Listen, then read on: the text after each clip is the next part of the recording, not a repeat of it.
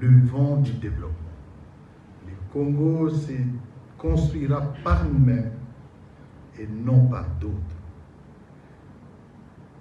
Tenez bon, et vous qui êtes encore en territoire non libéré, nous arrivons. Attendez, et nous sommes en route.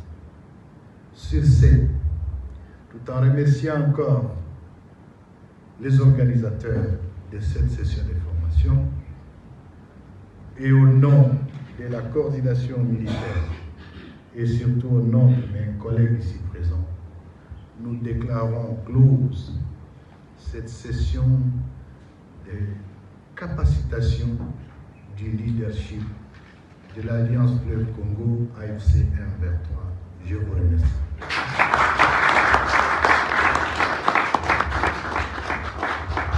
Nous allons nous tenir debout pour... On peut nous aider à décompter comme ça.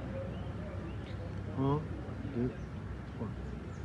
Oui, chers amis de la presse, au terme de 48 heures de travaux de capacitation pour une nouvelle gouvernance en République démocratique du Congo, le leadership de l'Alliance Fleuve Congo clôture ce jour un atelier de haut niveau.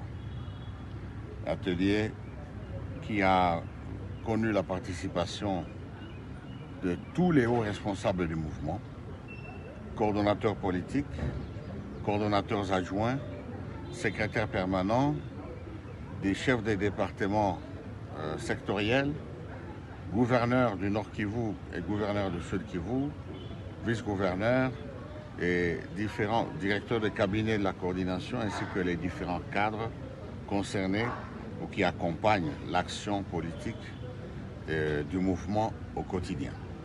C'est une donc capacitation de haut niveau qui a été animée par des éminents formateurs, je dirais des facilitateurs chevronnés, beaucoup expérimentés pour nous aider à mieux asseoir notre gouvernance politique, notre administration politique et territoriale, mais également notre administration des finances, notre communication institutionnelle.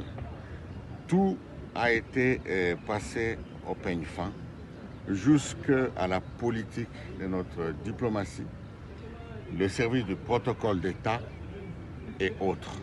Nous sommes donc suffisamment outillés aujourd'hui et c'est une première, parce que ça va se dérouler en cascade. Le premier niveau de formation ainsi accompli, il y aura d'autres niveaux de formation qui vont concerner des hauts cadres, mais des cadres qui ne seront pas du leadership, mais des cadres moyens, jusqu'à ce qu'on va arriver aux cadres les plus bas de notre système de gouvernance dans le territoire libéré. C'est dire donc que nous sommes satisfaits en tant que secrétariat permanent d'avoir initié et encadré cette activité.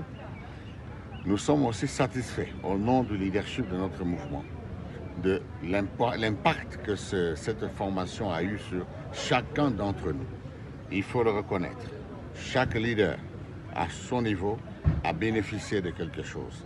Donc, nous saluons le niveau des formateurs et nous allons d'ailleurs demander à ce que le doyen des formateurs, Papa Ladislas, puisse également donner un mot pour, n'est-ce pas, vous témoigner de l'importance de ces assises. Nous avons connu dans ce pays une administration défaillante. Et si nous sommes en révolution, c'est pour changer les choses. Et donc nous-mêmes, on se donne la discipline de commencer à apprendre à améliorer les choses, à améliorer le système de gouvernance, à améliorer notre approche communicationnelle, à améliorer notre façon de tenir la République. Je vous remercie. Merci beaucoup. Bonjour messieurs. Bonjour dames et messieurs les journalistes. Vous présentez s'il vous plaît. Moi c'est monsieur Ladis Muganza Wakandwa.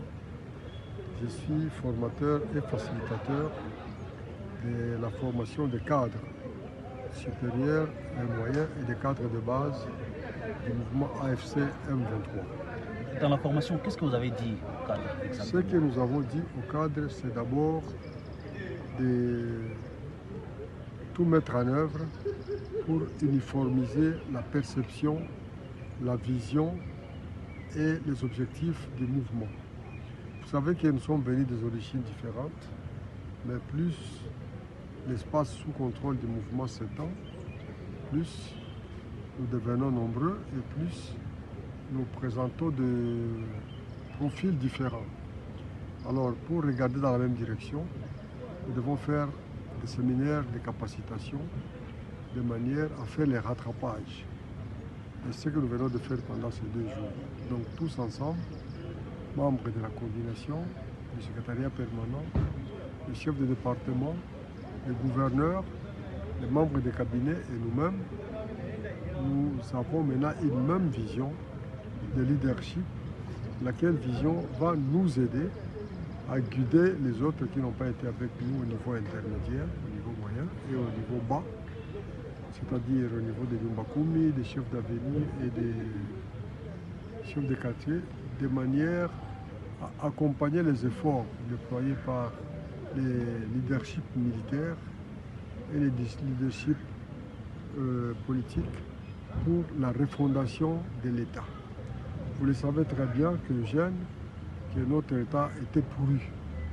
C'était un État en liquéfaction. Voilà pourquoi nous sommes en train de brancher toutes nos batteries pour les reconstruire. Et pour les reconstruire, nous devons nous serrer les coudes et œuvrer tous pour les changements.